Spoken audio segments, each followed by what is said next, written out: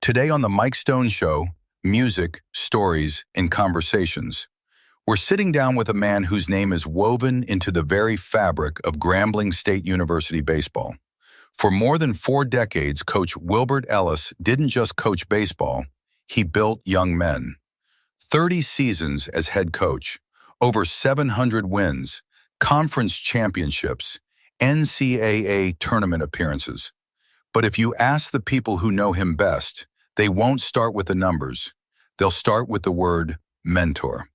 Coach Ellis helped shape the lives of future major leaguers like Ralph Garr and Tommy Agee. He worked alongside legendary leaders, served as a trusted advisor on campus, and even brought the New York Yankees to Grambling for exhibition games through his friendship with George Steinbrenner. But beyond the accolades and the Hall of Fame honors, what makes Coach Ellis special is his steady presence, his belief in discipline, character, and opportunity.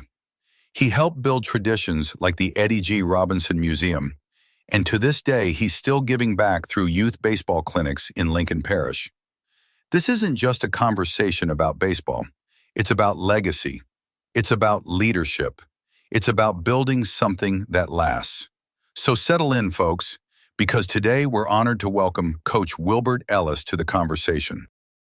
Folks, today on the Mike Stone Show, music, stories, and conversations, I'm sitting down with a man who spent his life shaping more than just athletes. He shaped character, discipline, love of God, and heart. Coach Wilbert Ellis, he has seen the victories, he's seen the life lessons, the locker room talks, and the quiet moments that never make the scoreboard. And today we're talking to him about all of that, the lessons, the leadership, the faith that sustains him, and the legacy he has built. So pull up a chair and join me for my conversation with Coach Ellis, because sometimes the greatest stories aren't about the game. They're about the people who play it. Coach, is so glad to have you in. Welcome into the Mike Stone Show. Well, I'm just happy to be in your show this morning, and I look forward to this day to come. Well, Coach, as far as I'm concerned, all across the United States of America, you're certainly a legend, and that goes along with your good friends, I guess, the triumvirate there in Grambling State University. You and Coach Fred Hobney, of course, Eddie Robinson.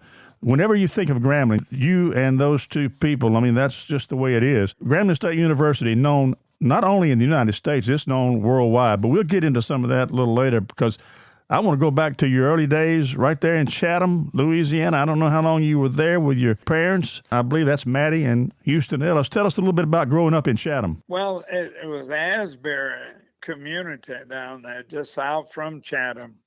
That's where I grew up. My grandfather and George Ellis and Rose Ellis, they lived there, and my mother and father also joined them later after they got older. And then that's where I was born. Wilbert Ellis was born there, and with my great-grandfather and grandmother.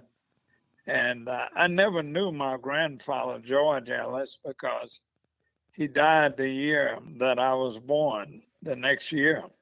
So I didn't know him, but I had an opportunity to be with my grandmother, Rose, for many years. And it was a great life down there in the Asbury community and Chatham. We stayed there for a short period. My mother and father had been down there with them. But we moved in the 40s to Ruston, Louisiana. And I grew up most of my time in Ruston and also Grambling, Lincoln Parish. And what a great change that was, coming from a rural area to a city, but was nothing like on the farm. And you moved to Ruston. What age were you when you moved into Ruston, Coach? I was about 8 or 9 years old.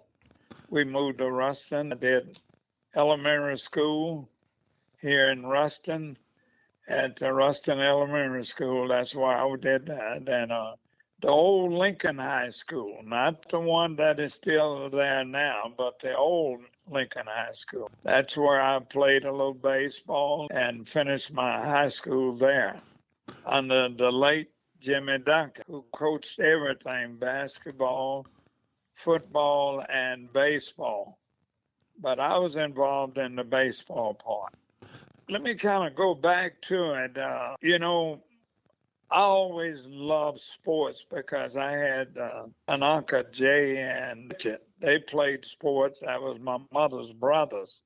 And I watched them a lot. And I was very young, but they used to play out in the cotton field and all of that, baseball, and they play on Sundays and all of that. So I kind of just grew up around them. And once that happened, I just loved the game. I just wanted to be around. And then later, what happened in Ruston, Louisiana, at a real early age, we had what we call City League Baseball. And that's where the young kids would come together and play baseball. And it all started down there by Old Frazier Field in Ruston, in that area where the Elmo Park, that used to be open land in there.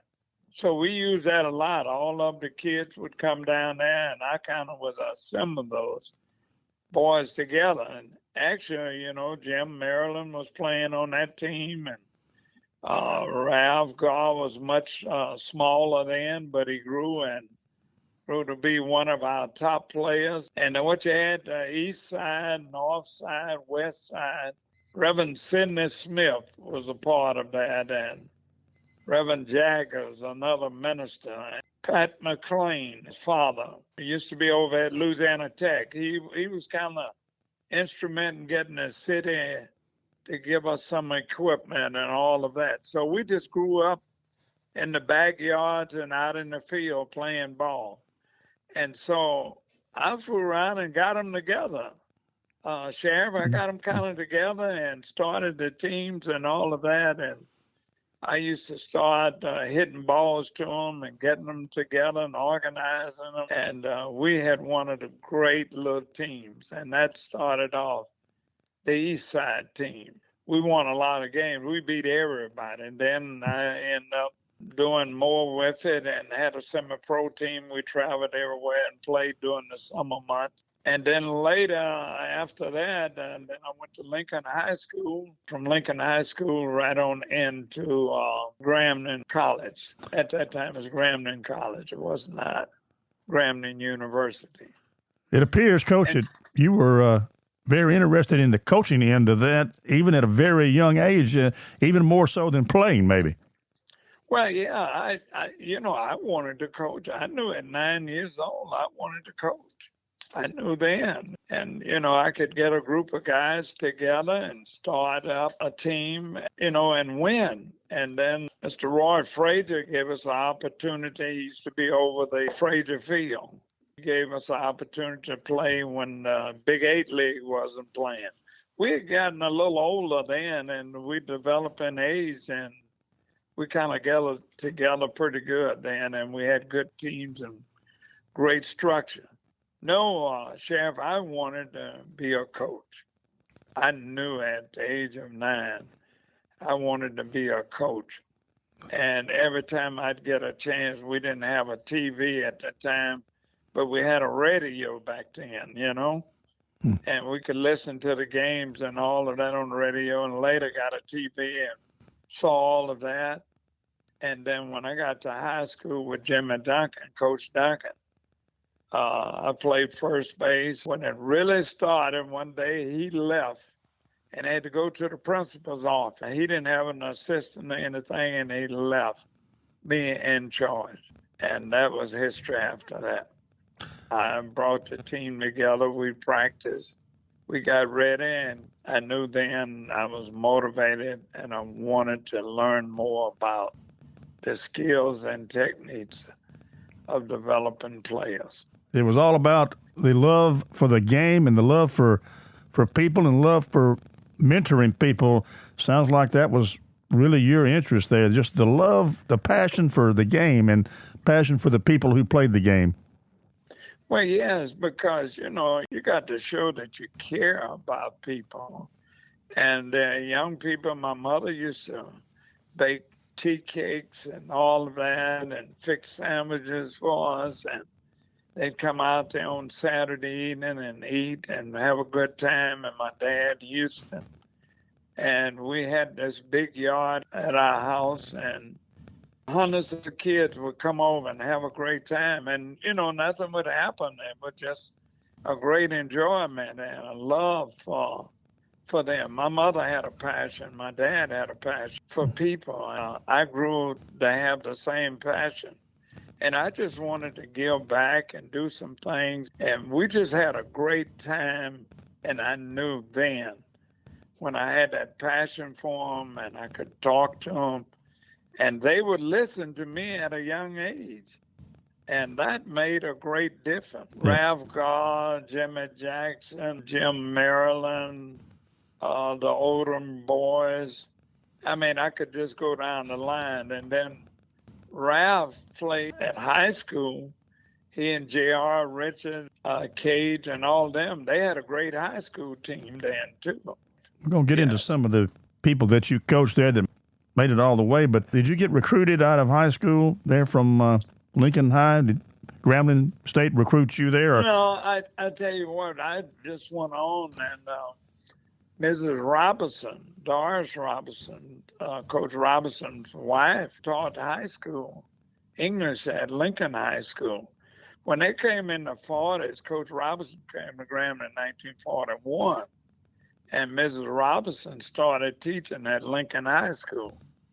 And that's where most of the teachers that were married to other persons at the university, and they got jobs there. And Mr. Morrell Emmons was the superintendent of Lincoln Parish Schools at that time. Ms. Robinson brought Coach Robinson over to Lincoln High and introduced him to us. And then after that, Prez just had some interest in me, because what we did during the summer months, we had the semi-pro team, and Prez wanted us to bring the team to keep his team going. And we would go up there and play against them. And I'll say this, and I don't say this loud, we had them beat, but I got to thinking about it that, I was trying to get some players to Grambling, and I was trying to get to Grambling to be coaching, although I was a great instrument in doing that with Coach Jones. Yeah. And yes, Prez told Eddie, said, we need to talk about Coach Ellis. And I got a job to work in there and went to school and worked. And after that, I started doing things with the baseball team at Grambling. And who knows, looked around and Wilbert Ellis was at Grambling working. Hey, when you first walked on the campus of Grambling State University, you ever imagined that you would be spending a good portion of your life, I guess 43 seasons, is that right, Coach? Yeah, 43 seasons. Yeah, could you ever imagine you'd be spending that long at the university when you first walked on the campus there at Grambling State? I was so excited. I was excited as a student going to Grambling. I was excited to be a part of Grambling State University because they always was reaching out to help you. They wanted to make a difference in your lives, try to develop these different parts that would make a good light shine in your life so you could be someone special. Then I had a great mother and father and community people in Lincoln Parish and Ruston. I just knew that after I got there, I was just excited. I mean, Prez took me under his wings. Eddie Robinson did the same thing. Hobder did the same thing. And man, it just made me feel like I was at home. I was a part of that family. And that's where I wanted to be. They gave me the opportunity to be a part of whatever it is. And whatever I am today or yesterday is because of Grambling State University, my family, and community people. Oh, I know when people look at you and visit with you now, Grambling is so much a part of who you really are and molded so much of your character there. So I know how much Grambling State University means to you. President Ralph Waldo Emerson Jones, he was the president of the university and the baseball coach, and he brought Coach Wilbert Ellis and said, I know a little bit about your history, so Coach, will you come help me? Is that the way it sort of went. Prez was a person that would do anything in the world to try to help you and mold you into getting your education, giving you a chance. I got a chance to work and do some things around there, and you had to be able to do more than one thing. Whatever they needed for you to do, that's what you had to do. Because that money, that little money that you were going to get and all of that, you had to really earn it and be proud of it and do something to represent Grambling. And that's what I did. I tried to do everything that I possibly could to make a difference in my life and in the lives of other people that I would come in contact. And I just wanted to be like them. You know, I think each individual ought to want to be around somebody that is really going places in life and that can inspire you and make a difference. President Jones really put me up under his arm and gave me an opportunity to work with him and learn. You're talking about a smart individual who knew the game, but he was an educator and the president of the university, the only one in the United States of America, president and head coach. But he played baseball. When he came to Grambling in 1926, he started all of that. Mr. Adams asked him to start baseball, football, basketball, and all of those things. So he had a caring heart. And when you say President Jones, you had somebody real special. Oh, no doubt, Coach. And it sounds like you wore many hats under his tutelage, became the assistant to him and recruiting. Yes. Did a lot of recruiting. What else? I mean, I guess you did it all. You know, I worked in the Dean of Men's office, and we had to do a lot of different things, you know, because of the budget and all of that, for you to have a real decent salary during that time. So I worked hard. I didn't ask. I never asked what I was going to even get paid because I was so excited to get to be at Grambling working and being with President Jones and Eddie Robertson, Fred Hobden, and Dean Cole, and many other individuals that made a spark in my life. I never asked what I was going to get paid. Was it just you and he there, Coach? Y'all were the only two coaches? Frank Hensley, who played for him back in the 40s, he worked some, too, with him. And he was working with him, too, and played baseball. So you had how many years under the great Prez Jones? I was his assistant 17 years. I worked beside him. I coached at first base. And the games that he could not attend because of board meetings and all of that and practice, I carried on the coaching as he had given to me to do. I'd always asked him to make out a lineup if it was a game that he couldn't attend. He said, well, you go ahead and make it. I said, no, Prez, you make the lineup and give me permission to make changes. Yeah. Well, Coach, I guess after his tenure as baseball coach, they were looking for another head coach, and I think it was something a little different about how you heard about that you had the job as head coach of Grambling State University. Can you tell us about how you first heard about that? I was still interim coach until we got a coach. I left and went out recruiting. I said, because of Grambling, I want Grambling to have some of the good talent and the great talent that's out there. And so I went out recruiting.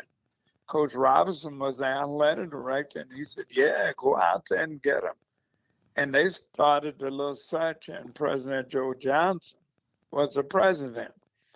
And so I was out there recruiting in the Shreveport area and had been in Texas area. And I stopped at the State Fair. That's where we used to set up a tent and everything for the university. At the fair, and different schools would advertise the Grambling State University there. So a guy named Roy Jackson, a great friend of mine, worked at the university. And he was there, and he said, "Man, Ellis, have you read the paper today?" I said, "No, man. What happened? What happened? Something happened." He said, "Yeah, man, they named you head baseball coach. You're all over the paper." I said, "What?" And I got down on my knees right there on the state fairground and thank God. I've always given my life to him, and I've always tried to do my best and serving, working in the church and various leaderships and community. And, I had won another great friend outside of my parents and all that, James Davison. And I've been friends for I don't know how long, since we were about 12 or 13 years old.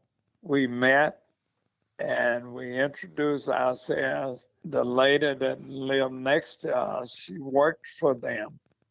And he saw me in the yard. In this big yard, I was out there in the yard at my house, at my mother's house. And he said, "Hey, what's your name?" I said, "Wilbert Ellis." He said, "I'm James Ellis Davison." I said, "God, it's good to meet you." And after then, we just were friends. We met.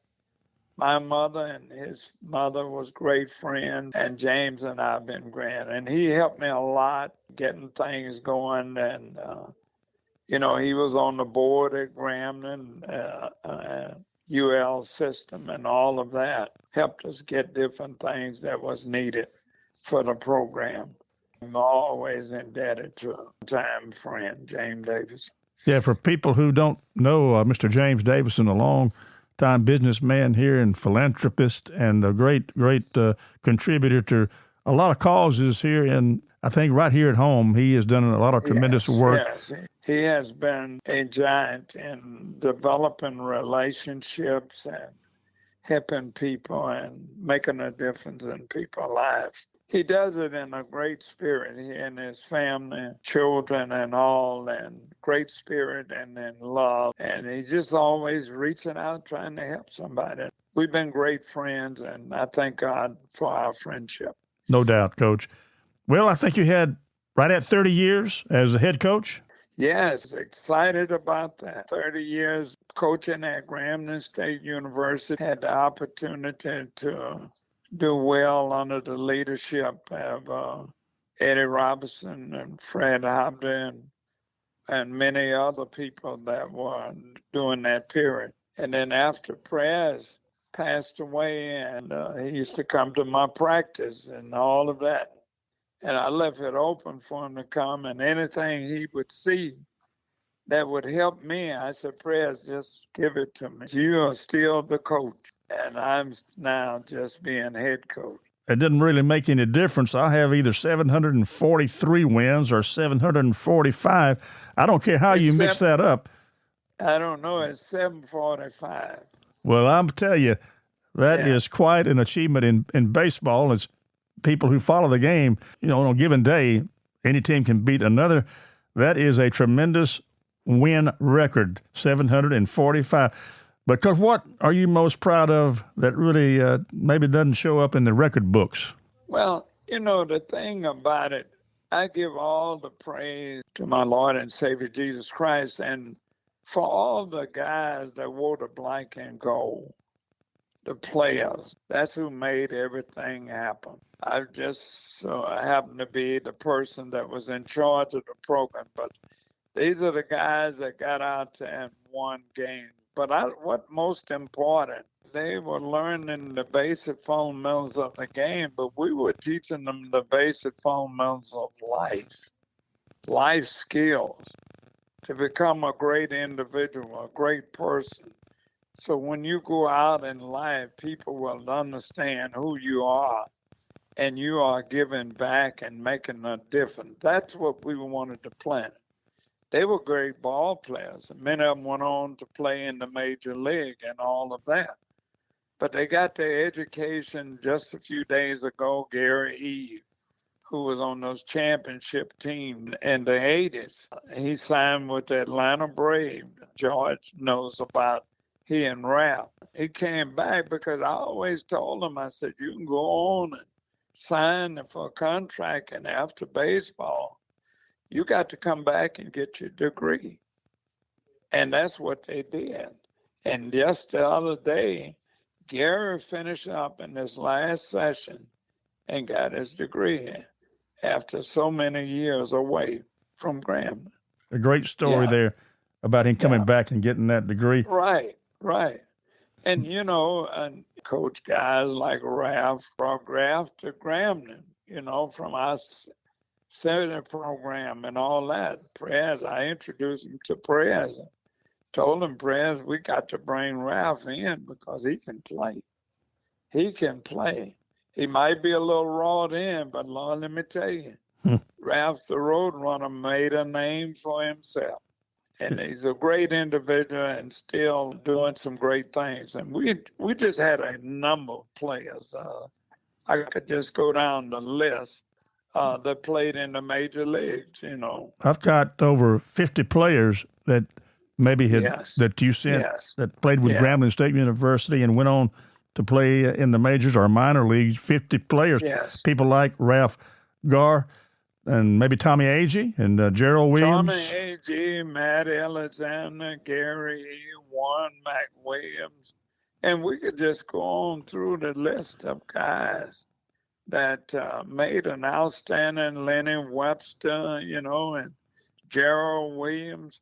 And, I think one of the greatest achievements is when George Steinbrenner brought the Yankees to Grambling. I mean, in the early days of your coaching, traveling around, it still had to be difficulty because of some of the things that were going on back in the 60s and back in those days. We're not saying they were all just wonderful. It had an issue, but, you never let that be an issue with you, I don't think. But I know it had to be some difficulty in just getting around back in some of the early days. Yeah, we did. I never shall forget going back to the young teams I had, the semi-pro team. We played down in Eris on the 4th of July. Jack Andrews down there had a lot of land down in Jackson Parish. And he had a big barbecue thing, and hundreds of people would come and to play. And they had a white team to come and play in the tournament. And they had beat everybody that they've been coming down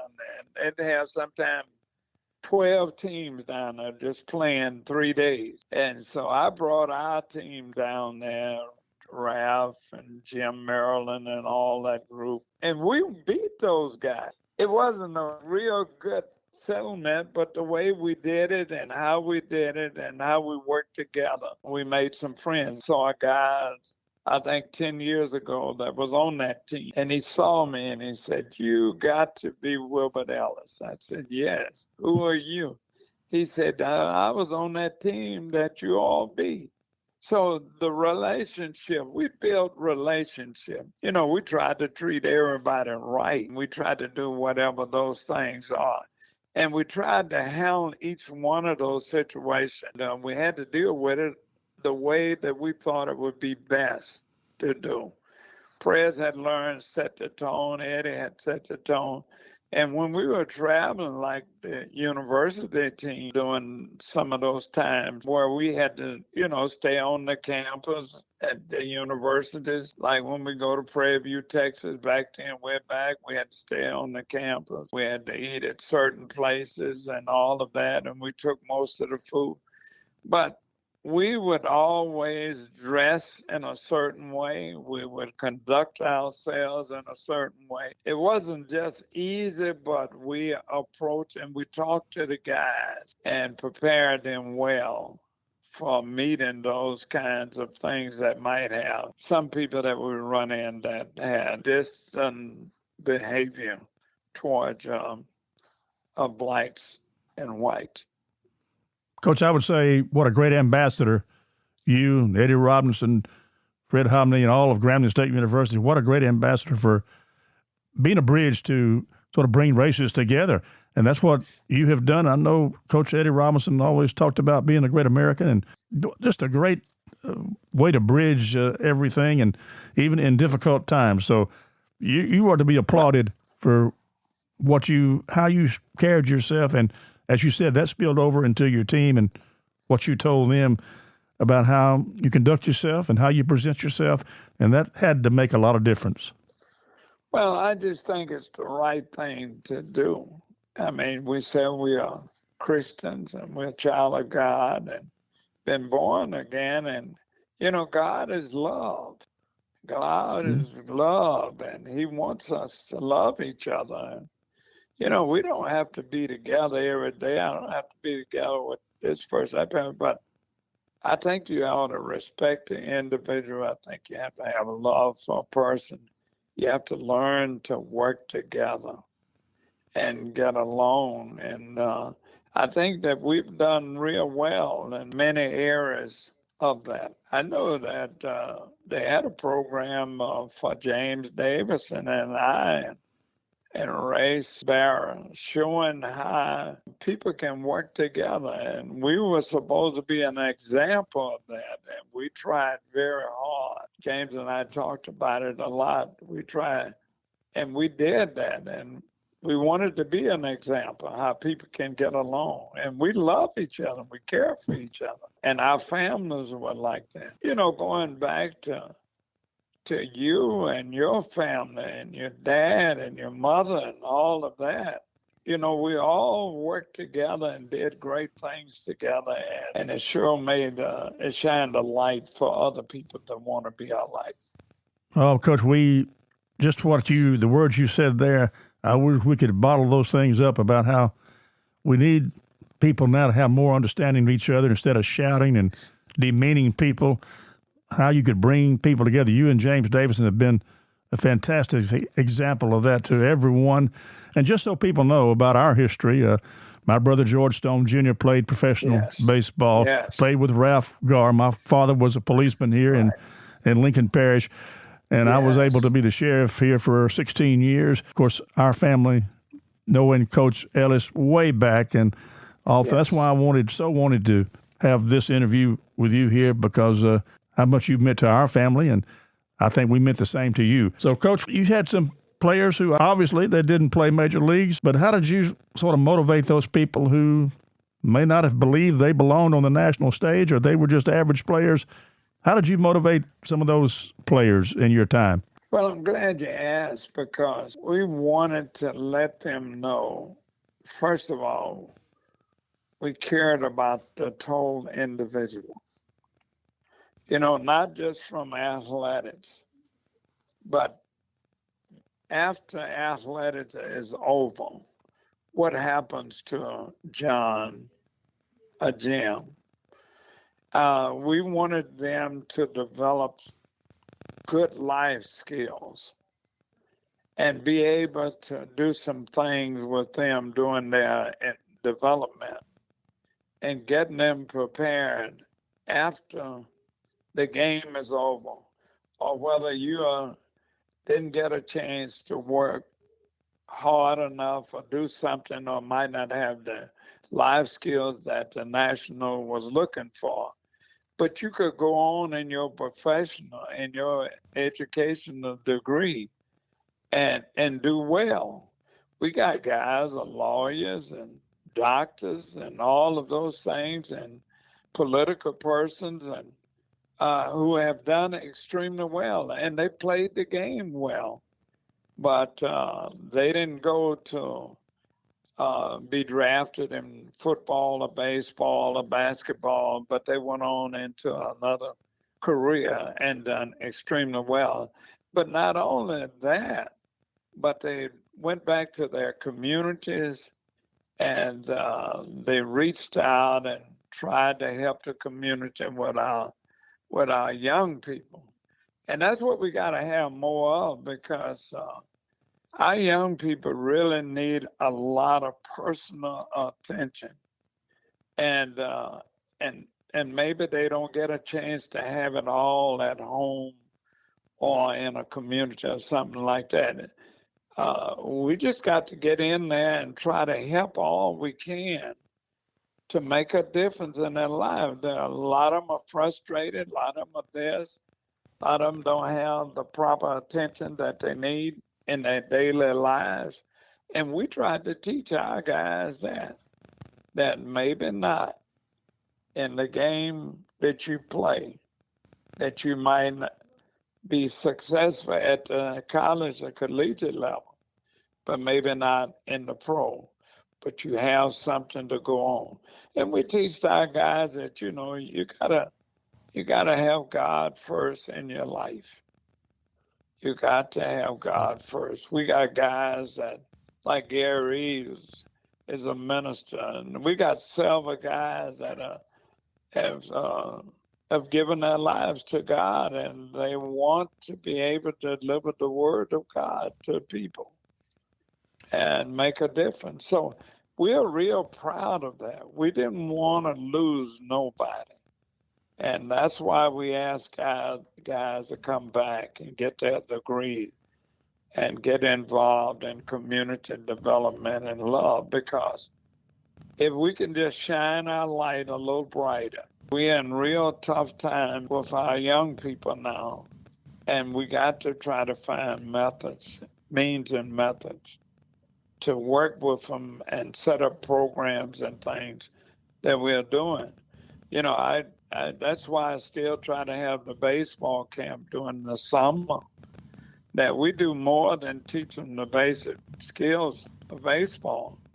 We have the nutrition when we bring in the district attorney, we bring in the sheriff, mental health, and we do a lot of things from the school principals, superintendents, and to come out and talk with them in our camp. A lot of them have really benefit from it. So I'd say that you have to care about the total individual to try to make a difference in their lives. And that's what we try to do. Yeah, I would say your coaching philosophy then would be build the person, build the character, show them a spiritual side. All that involves in making the person. And I think that's probably what your coaching philosophy was. Make the person whole. And then they will do what they can athletically, but after their career is over, they will be an asset to wherever they go and whatever they do. That's right. And, you know, you used to have programs at the sheriff level and all that, and they still carry them on, I'm sure. You know, things that you would give those who had look like they could use a little help to make a difference in their life. They just lost something that is needed, and maybe we could give it to them, you know? They had a second chance. And anytime you can save somebody or do something to make a difference in their lives, that's what you got to try to make a difference, because everybody is not going to be this way or that way. There's individual difference in life. Maybe I had more coming from my dad and mama, but a lot of parents are raising children as single parents. And that's pretty hard working and all of that. So, you know, those communities and churches and other spiritual groups and just groups need to come together and see what we can do for that village or that community or that city. And we have a great town, a great city, you know. Ruston and Grambling is really growing.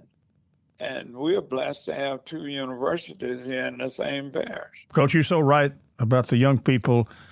They're so craving for a role model, somebody to look up to. And you and with your help, your assistance, you have been such a great asset for those youngsters who, like you said, they're really struggling. They sometimes come from places where it's not that good of a home life, and they certainly need somebody to come along and say, we care about you, and you have done that for sure. Let's move on to you finished a great career at Grambling State University. The win and loss is irrelevant, but, man, you were successful in bringing in players and recruiting players and had a wonderful, wonderful career. And then you moved on to other things, but staying in baseball. Tell us about how you got to be tournament directors and so forth of the NCAA regionals and super regionals of the moving on into the College World Series. When I retired, I asked God. He said, ask. He said, seek and knock. And I did. I asked God for me to stay in baseball. I wanted to stay in the game that I love so much. I would attend meetings. I always attend meetings because we had to attend meetings to keep up with things and see how things are going in the game of baseball and other programs.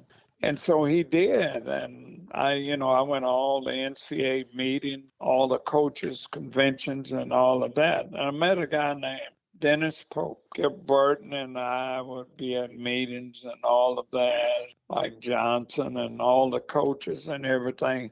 And I try to learn, getting to the point I met Dennis Polk, who was over NCAA baseball. And I saw him at the convention and I asked him to introduce myself. He said, I know about you. You sit up there on that front row with us all the time at the convention, asking all those questions and things. And I said, yes, I just want to know. And I said, I'd like to get involved in baseball since I've retired. And we had breakfast together. And he got my information and we talked on the phone. And I got to be working with the NCAA as regional director and then all the way to super regional directors. That's the person that be over championships. When the NCAA have the championships from the road, from the regionals all the way to Omaha. I got to be on that. I got to be involved in it. My first assignment was at Stanford University. And man, I said, they sent a rookie to Stanford, one of the top schools in the country. So I went up there and did well. And so I get a call from Wayne Burroughs, who was my supervisor, and said, look, Stanford won the regional and they're going to be hosting the super regional. And I want you to stay up there and run it. And I said, thank you, Lord. And I did that for 28 years. And I've been involved in a camp in Omaha, the YES Clinic in Omaha for NCAA. One of the largest baseball clinics was going. Then also I worked on the baseball committee. I was still in baseball.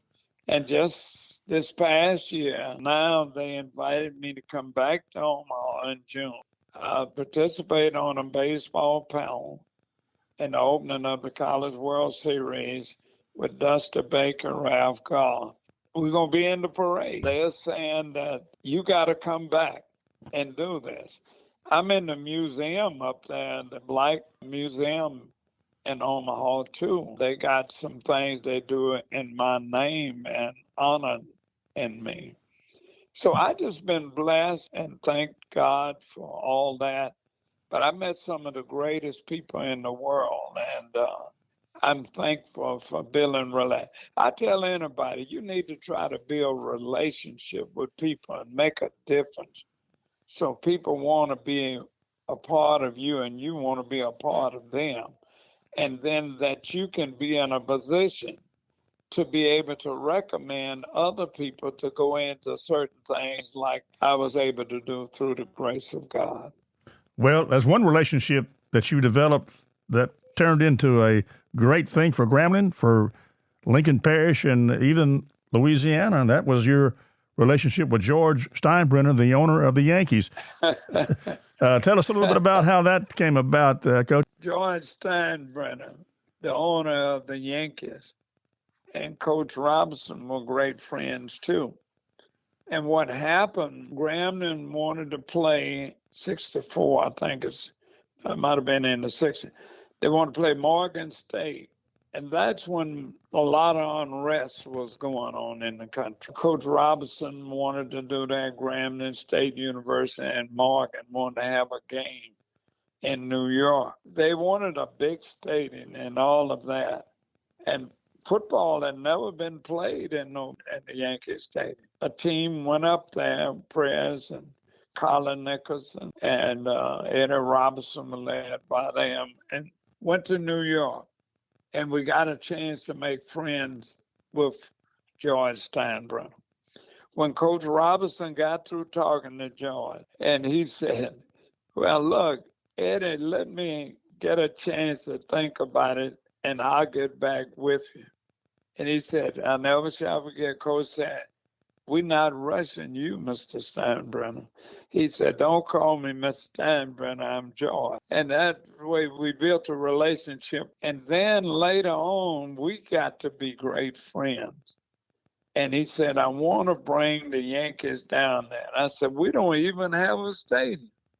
We just have a ballpark with some bleachers." And he said, "We're going to get you a park going, and we're going to bring the team down, and all the monies and everything is going to go towards baseball."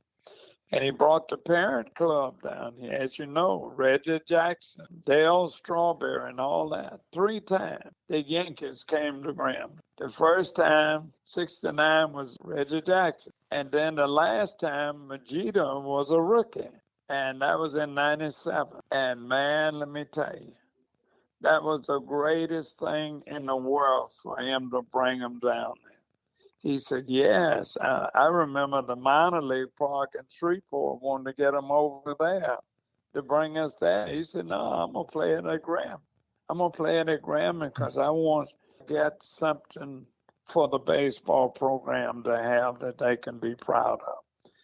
And I never shall forget, he made a difference in our program and by helping us get there. And let me tell you this. The funniest thing in the world, the superintendent of Lincoln Parish School said, he called me and Coach, and he said, "Ellis and Coach Rob, we got so much problem now that we can't fix it." So Coach Rob said, "What is the problem, Mr. Superintendent?" He said, "Everybody want to be out of school. Everybody want to be out of school for the Yankee game. And how do we do it?" Well, Coach Rob said, "Well, let's call the superintendent of education for the state." We called him, and when we finished talking with him, we said the kid's going to write an essay. And they sent a copy of the essay to the state superintendent. And we kept one here. And what happened, we looked up, and guess who was at the game? The superintendent of education. That's a great story, Coach. People wanted to come. And the exposure there that the Yankees coming to Grambling State University, the exposure just coming there, it had to be a tremendous thing just to for your team and your players and the entire university. Oh, it was something. All the television from New York and Atlanta, it was just something that you couldn't believe. But most of all, it was one of the greatest things could happen for our kids. All the guys got a chance to play. And I will never have the opportunity to change a lineup at the major league level. I had an opportunity to change lineups with a manager of the New York Yankees. I remember coming there with George, and Joe Torre was the manager one year. Torre, that was one of the greatest gifts that I could ever have, look like, in my career, because I can always say at least I've changed lineups at the national level. That had to be a thrill. It was a thrill to me, you know. Our players will never forget that. I tell you this one, Dale Strawberry hit a home run on one of my little right-hand pitches. It crossed the railroad track. It went on over to the Interstate 20. And you had some sheriffs out there going up and checking the highways and everything, patrolling everything. They saw this baseball out there on I-20 and said, "What you doing out here? You're going to cause a wreck." And one of the sheriffs said, "Where are you going?" He said, "I'm going to Monroe, Dale Strawberries." He hit it so far. Well, you know, Joe Torre was George's catcher there in Atlanta. They had a great relationship. And just a quick, brief story about when I came out. I was obviously a deputy at that time, and Joe Torre was there talking with George. I believe you were standing around, and a young kid got into the batting cage. I was around. A young kid got in the batting cage, and Joe Torre told George, he said, "Well, watch this kid here, George. What do you think about him?" Took a few looks at his swing and the way he carried himself, and he said, "That's Derek Jeter. I believe he's going to be a good one." It. Derek Jeter. That was his rookie year. Yeah, exactly. Yeah, that was first started. Yeah. Well, Coach, I know all those things are great memories. One of the greatest things that I think you were involved with as well was the museum for Coach Eddie Robinson. Tell us about how that came about briefly and what your involvement was with the museum there in Grambling. Yes, it was a number of persons involved in that. John Belton was involved in it. Lottie Green was involved. Johnny Maxwell was involved. James Davison. And there was a lot of people, including the university, that was involved and at the state level. So we wanted to have a museum for Coach Eddie Robinson. We had talked about on the Interstate 20. And some people wanted to have it in Shreveport, but we said no. And Coach Robinson said, I wanted to be on the campus of Grambling State University. And that made sense. And so the old gymnasium, the women's gymnasium, was open for renovation and all of that. So we had to talk with the president and the state and see could we get a lease of 100 years on that so we could have a Eddie Robinson Museum there. And so we finally got it through and all of that. We worked extremely hard. Lieutenant Governor Jay Darton was involved in that very strong, and a lot of other people at the government level, local level. I stayed in there with it all the way through, and Belton served as chairman of the board, and I served as president of the Friends of the Eddie Robinson Museum. So we raised money and everything. We got money from the Lindsay Foundation, and had people, Maxwell and Davison and a lot of people in the area and throughout the areas gave money. We were able to put some of that money together and get that renovation. And the state played a major role in it too. And so 2010, we were able to open the Eddie G. Robinson Museum on the campus of Grambling State University. Actually, it snowed that day a little. We had former players that could go back. We even had a player, 2 or 3 players that played on Coach Robinson's first team was there. They were up in age. And then we opened 2010. It was one of the greatest days of Grambling State University to honor and have a museum by Eddie Robinson. We had gone down to Alabama and looked at their museums, and we had toured and got a lot of other museums. All the things that you want to know about Eddie Robinson is in that museum. One of the greatest men that you want to ever come in contact. I always said he was a drum major for peace.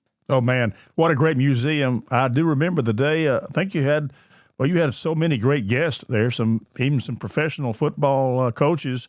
I can't remember the Pittsburgh. Brian Kelly spoke to, and then the coach of Pittsburgh Steelers were there. And we just had a lot of outstanding individuals there. People came from all over the country there for that. You remember we had outside. I was up speaking and my phone rung, if you remember. I thought I had turned my phone off and I had to think quickly. I said, hello, Coach Robinson. Yes. Yes, we got it going, Coach. You'll be real proud of it, real nice. It's a large crowd of people here. And I said, okay then, Coach, bye-bye. That was a wonderful moment. You played that very well, Coach. Yeah. That was a great moment. Yeah. I'd like to say this, that, people have been very good to Grambling State University and to Lincoln Parish and throughout the United States of America.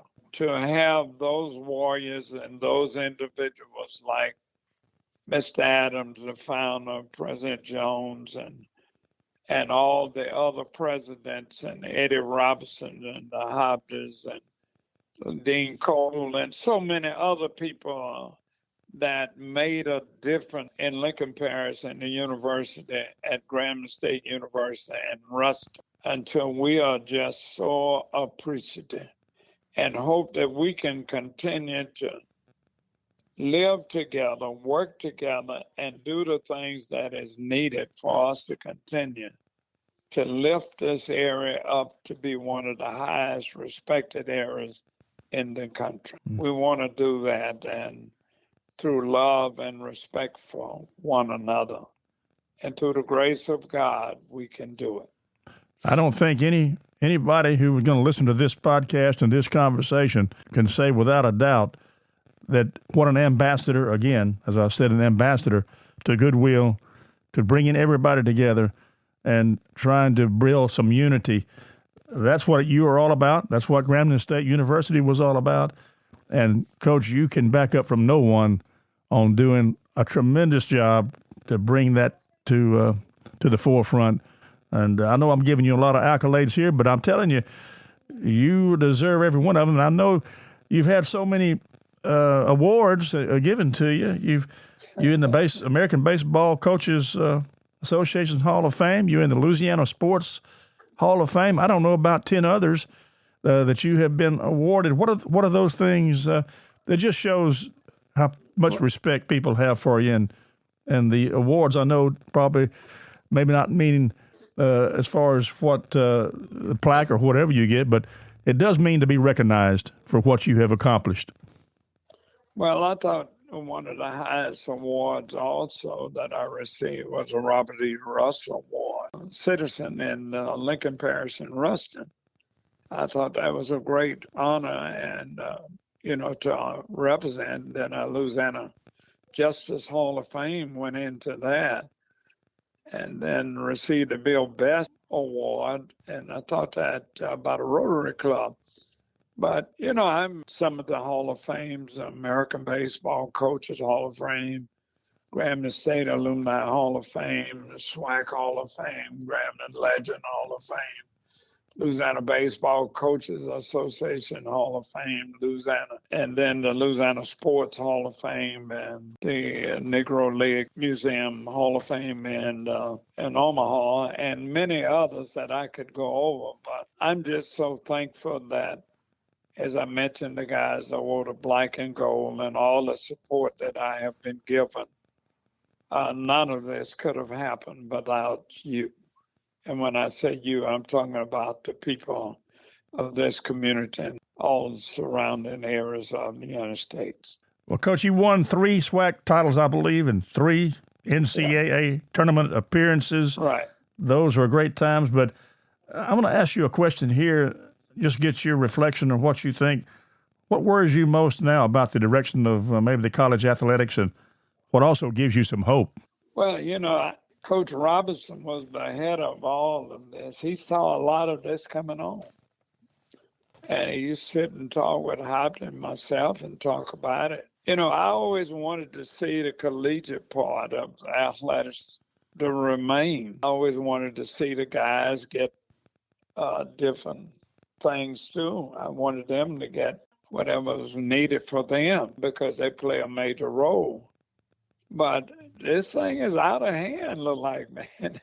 If the smaller schools, they got to really do so many things to even try to get a few players up to their level to be able to play on Saturday and win ball games. It's a real tough now, and it's all about the money. The players are going in, the college players. I can have a player playing quarterback today, and you play me, and you see the guy, and then next thing I look around, he's playing for you, and he's eligible right away. So I think they're going to have to take a look at it and look at some of the things and see how it can be worked out, because the way it's going, I just don't see how the smaller schools will make it and be successful as we have been.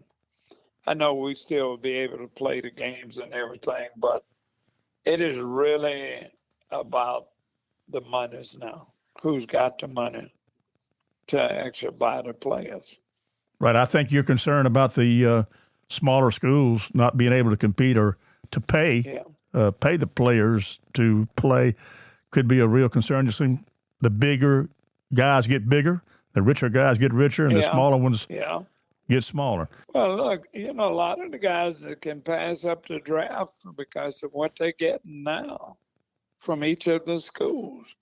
A lot of the guys are getting way up in the millions of dollars of playing. If you're outstanding performance, we want the top. I think LSU or the new coach, $25 million. There's a lot of money. And to get Lane Kiffin wants the best. That's what happened. In the championship game, the National Football Championship, we had never heard nothing about football over in that area. It was always basketball. And all at once, you got a good supporter, alumnus or supporter. They came in and put the money up to big money, millions of dollars. They got a great program and a great team. Yeah, Indiana University, who won the national championship. You never heard of them in football as you did in basketball and all those other sports, Understanding what you're saying, Coach, you don't mind, you believe the players should be compensated, rewarded, but and I want them to stick to education too, getting their education too, because all of this, if you don't manage it well and use it right, you're not going to have it long. Very true. And so you got to have good management, and you got to have great investment, and all of that. And if you don't have all of that put together and don't have a sound head to manage some of this things, it can get away from you, and you will just be out of it for good. Oh, that's great advice. And I hope people who listen to this conversation will take heed, because you are so right. If you don't know how to manage it, you haven't got the character, it can go through your hands very fast. Oh, yeah. It can go through because everybody's trying to build a team. It used to be you'd have 3 years to develop a championship. No more. You got to be ready the first year. And recruit your players that you've already recruited. Yeah. And then the thing about it is that the high school kids are not going to be, it's going to be the JUCO kids, and from what you see every week playing out there that you want from another school. Exactly. Well, Coach, we're getting close to the end here. I'd like to ask you a couple of more questions here. And this one here, how would you like to be remembered? Coach, mentor, builder, friend, or I think I know the answer to some of this, and it goes back to your spiritual life. How would you like to be remembered as the Coach Ellis, or just the human Coach Ellis? Well, I'm glad you asked that, because I often thought about that, and I think about it from time to time. When I look at what I tried to do, I just want to be remembered that I tried to help somebody to make a difference in their lives. And then also added to that, and to establish relationships that would fulfill the highest mission in developing a human life. Oh, very well stated, Coach. And after all the years of coaching, all the years of having your camps, and those camps are wonderful. I know the World Series that you had so many years with the camp, and then back here in your home, done so much for that. But after shaping all these people, your people you coached at Grambling, and all the people in your camp, and building what I would say is a beautiful legacy, what has baseball given you that you could never repay? Baseball has given me a full life, and has developed in that fullness that the basic skills of the game took care of the basic skills of life. So enriched in me through my Lord and Savior Jesus Christ, and that has given me the attitude and the fulfillment to reach out, to make a difference in other lives. Coach, I would think baseball, in my mind, I know I'm a lover of it as well, and grew up with it all my life. I think it's a good reflection of life, because, you're going to fail 7 times out of 10, you fail. And if you do that, you still have done pretty well. But it's a matter of getting back up and bouncing back and having the discipline and having the will to carry on, even under adverse conditions. And I believe baseball reflects that. Hey, you're trying to make it home, Coach, and that's what we're all trying to do, is make it home safe? Well, this is the thing. It starts at home plate. And even our spiritual life starts at home plate with our Lord and Savior Jesus Christ, giving your life to him. You can't steal first base. There are many ways to get on, but you got to get on first base. And once you get in first base, you got to get to second base. You get to second base, you got to get to third base. But even at all of that, until you reach home, it's incomplete. The game is incomplete. Once the game starts at home plate, you got to be able to circle all the bases to be able to reach home to receive the award. Coach, I'm getting sort of a chill bumps here with that. I hope this podcast and conversation can get out all around, and people need so much to hear the truth about that. And it's a journey around the first, second, third, and fourth. Yeah. But you said you got to start somewhere, and you start at home, and then you can't steal first place. That's the first time I've heard that. No, you can't steal it. I mean, you can get hit by a ball, you can walk, you can get a base hit. Well, Coach, is anything we left out? Let's try to do all we can to make a difference for peace in our community, and bring some hope for our youth, and do all we can to get people involved in love and respect for one another. And then that will open the doors for a lot of things. Seek, knock, and then ask. And then when we do that, then the journey of life and the paved road will be a little more easy than it is now. It's kind of like a house. A foundation needs to be solid.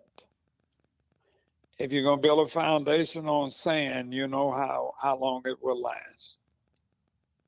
But if you build a foundation with the concrete and the rock, then that's what God is asking us to lay our head on and be fulfilled with the Spirit of God and seek for help. Coach, I've so enjoyed this conversation with you, and I tell you, it's been a joy for me to be able to sit down here and just talk with you about your past and the great legacy that you have left. So, folks, I hope you've enjoyed this conversation with Coach Ellis. This is the Mike Stone Show, music, stories, and conversations. Coach, I'll let you have the last word. I want to thank you, Sheriff Stone. You're going to always be Sheriff Stone.